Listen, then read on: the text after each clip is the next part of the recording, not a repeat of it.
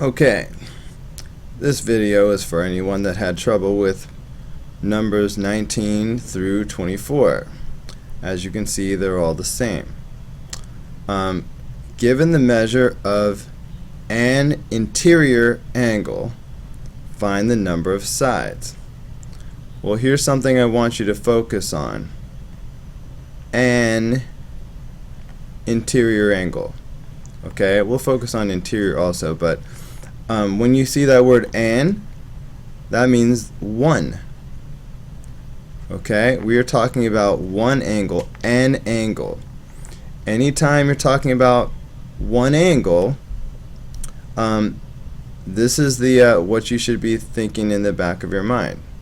You should be thinking, well, if I had the total degrees, if I were to divide by the number of sides, that's going to give me one angle. Okay, total degrees divided by the number of sides, it makes sense that that should give me one angle because I'm taking the total and I'm splitting it up evenly. That should give me each individual angle. So let's see which pieces of this we have. Well, we are given one piece of information here. We are told 144 degrees. That is one interior angle.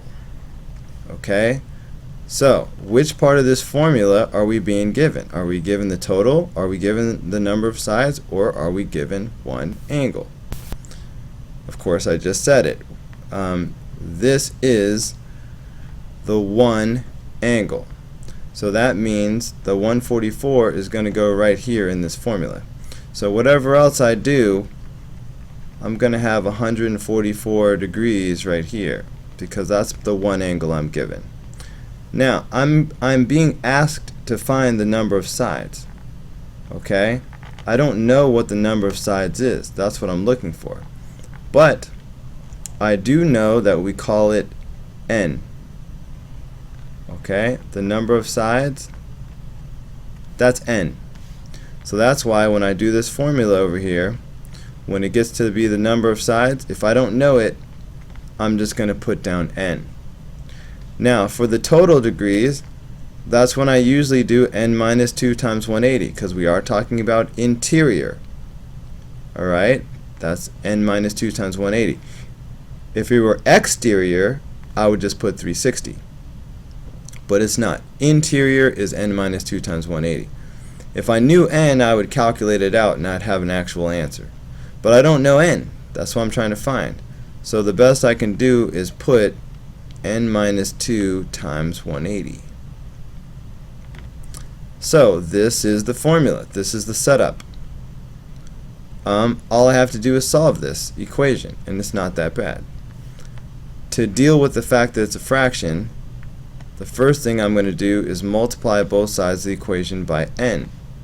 That way these n's are going to cancel each other out. That's going to leave me with n minus 2 times 180 equals 144n.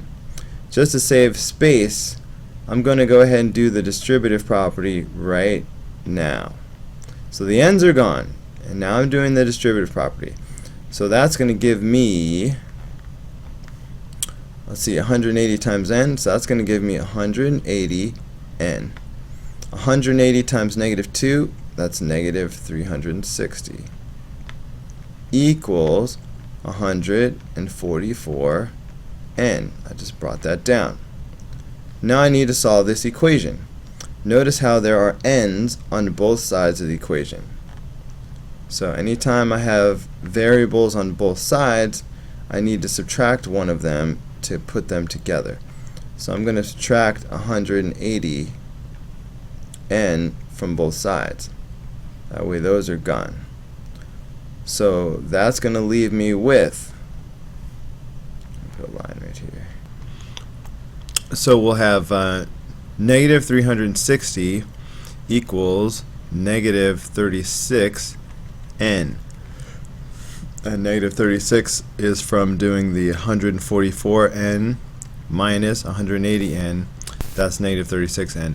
Anyway, so then we need to divide both sides by negative 36. So that's going to give us n equals 10. Okay, so find the number of sides. There were 10. So all of these problems, number 19 through 24, should work the same way.